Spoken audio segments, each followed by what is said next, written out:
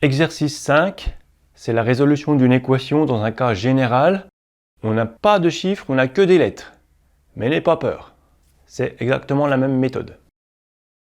Si Px moins I égale M, P, I et M, on ne sait pas combien c'est, mais ce sera des nombres. Que peut-on dire de X? Est-ce que X est égal à M sur I moins P, à moins I plus M sur P, à M moins I sur P, à M plus I sur P, ou moins M moins I sur P?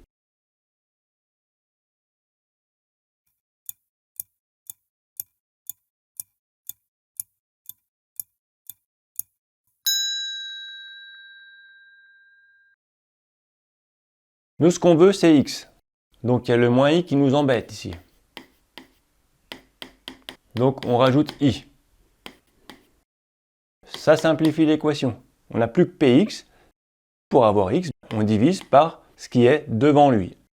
X égale M plus I sur P.